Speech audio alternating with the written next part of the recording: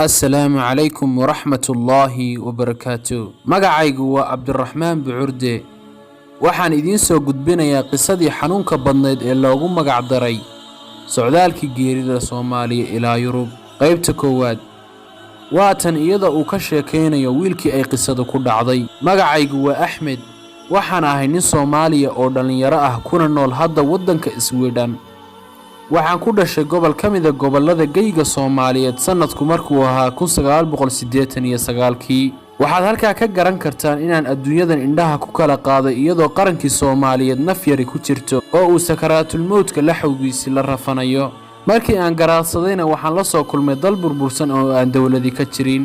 ilaa waqti dhow waxaan u haystay welina in badan u haystaa in badalka aan la kulmay weligii sida aan ugu imi ahaan jiray, waayo wax ka duwan ma aanan arag iimana sawira wax badanna kama maqal wixii hore u jiray. waxaan filayaa Soomaalida maanta joogta ee facayga ahi inay sidaa u badan yihiin.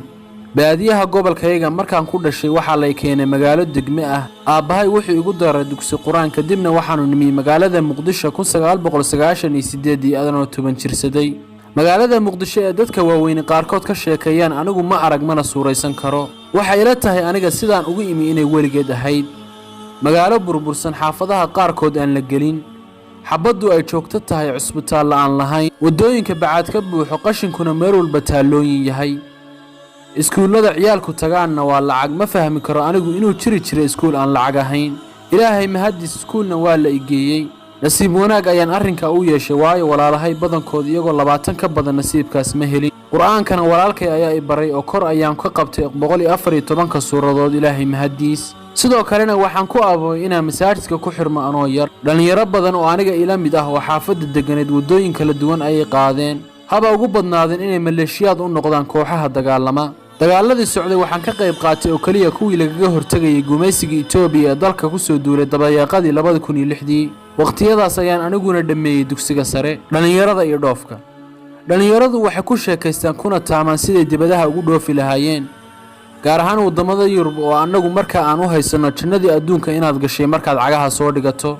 wadooyinka tahriibka oo la marayana waxa ku hilmaansiinaya markaad ku riyoto inay tahay safar yar oo rafaadba ha ahaatee raaxo ka dambayso.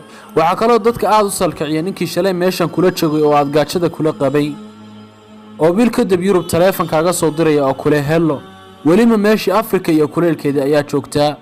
waxaan kaala hadlayaa London, Berlin, Faransa, Stockholm, Oslo, Geneva, Brussels, Roma, Amsterdam iyo wixii la mid ah. marka ayaa caloosha ku xanuunaysa oo waxaad leedahay adiguna ka gaar. midda kale dadka soo hadlaya kuma sheegayaan sida badan dhibaatooyinka ay la kulmeen ama wadada ay soo mareen cadaabkii yaalay. waqti uma hayaan ay kaga sheekeyn karaan si tafatiran. dadkii wadada ku dhintay, wadda kuwii ku daatay, bahaluhu kuwii cunaan iyo sida Ilaahay ku badbaashay dhammaantood wax lagaga sheekeynayo ma aha. sidaa darteed wadadii dadku ku leedeen laftigeedii ayaa kuwayga kalena aan soo dabahaynaa. xitaa dhibtay la kulmeen sideedii ayaa annaguna u soo celinaynaa. muddo haddaan hurdada ku laba gadoomay talada isu geynayay, riyada anoo hurdayo anoo soo jeedaba Yurub ku riyoonayay. waxaan go'aansaday inaan wadada tahriibka cagta saaro. Khartoumta aan joogo markaasna qorshaha ka bilaabo ilaa aan Yurub ku gaaro.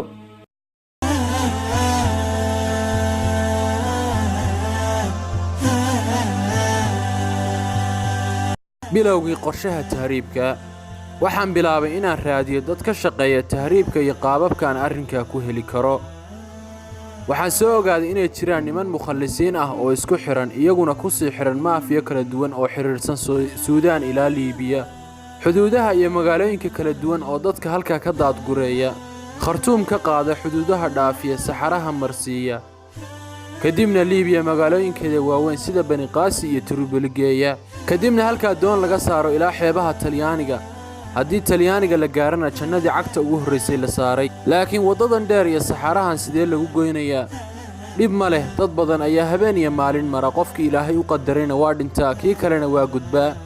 qof walbaana wixii Allah u qoray ayuu la kulmayaa. dadka qaar ayaa 5 cisho ku gaara xuduudda Liibiya, qaarna ilaa 7 ama 10 cisho ugu badnaan. inta ayaa lagu akhrinayaa marka ay ugu badan tahay. laakiin cidina kaaga sheekeyn mayso Khartoum ilaa xuduudda maxaa la kulmaysaa, xagee la maraa, yaa ku wada, sidee lagula dhaqmayaa, heshiiska haddii lagaaga baxo ciirsibeel maxaa tala kuu ah, meel ma gaari kartaa, sahaydu hadday kaa dhammaato xagee wax ka heli kartaa.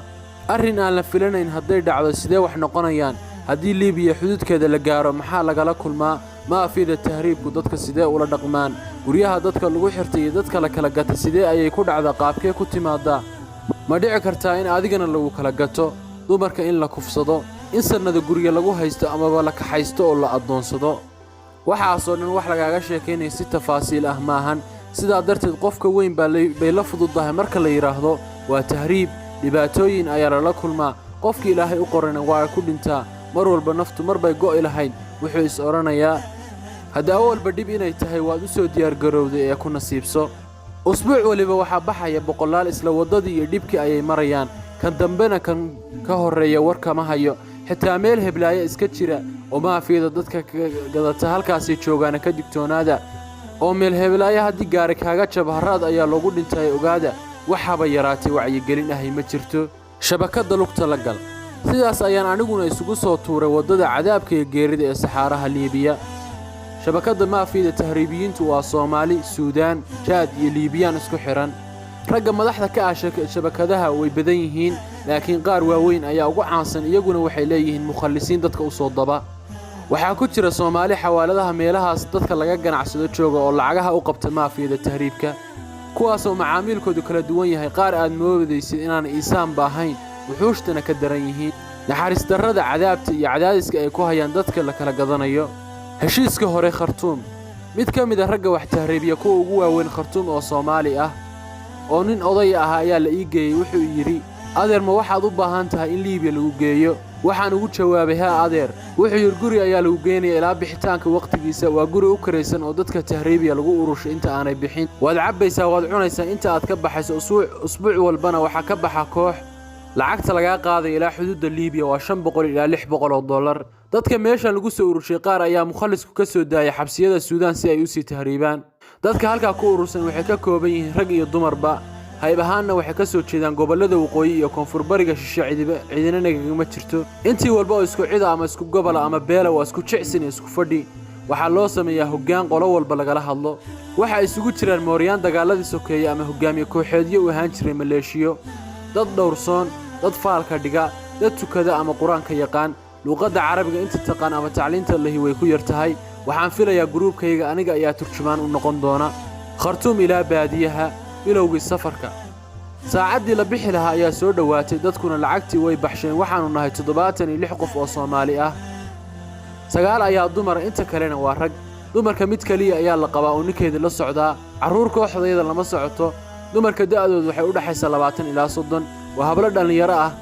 hal dumar ayaa moodaa inay da'aadda 40 ku dhex jirto raggu waa wadan dhalinyaro aniga oo hadda 20 jir iyo aynigayga wax 30 ka gaaray way ku yar yihiin ninkana tahriibinaya oo nin xariifa Suudaanna ilaa xukuumadda si weyn looga yaqaano askarta iyo saldhigyada dadka jooga oo dhammi way yaqaanaan baabkiisa lama geli karo haddaad xisaabto lacagaha tahriibka waxaad ka xisaabtaa tusaale ahaan 76 qof oo $500 waa 38,000 dollar usbuucii walba 50 ilaa 100 qof ayaa sida u baxaya waxa ka dhex shaqaystay silsilad isku xiran ilaa Tripoli Liibiya laakiin dhibka aanan ogeyn markaas oo gadaal nooga soo baxay waxa weeye muharib kasta markuu gacanta kugu dhigo lacag cusub ayuu ka rabaa haddii kale meel ayuu kugu xiranaya mana ka baxaysid ilaa aad bixiso sida xoolaha oo kale ayaa markaana loo kala gadanayay sida aad arki doonto fuula gaariga habeenkii saq dhexe ayaa nala toosiyay gaari caasi ayaa nala ku soo goray ilaa nala keenay magaalada banaankeeda halkaas oo nala ku urushay kadibna waxaa nala ku goray gaari loori ah oo weyn dhabarkiisa annagoo kabaloodsan meel naloo wado iyo dhinac adduun naga jiro ma naqaan rag iyo dumarba gaariga ayaa nala ku raray xaggee naloo wadaa xalqadii koowaad intaas ayay inoogu eg tahay si aad xalqadaha dambe ula socotid kanaalkan subscribe saar gambaleelkana furo si aad taxanahan murugta badan aad ula socotid aad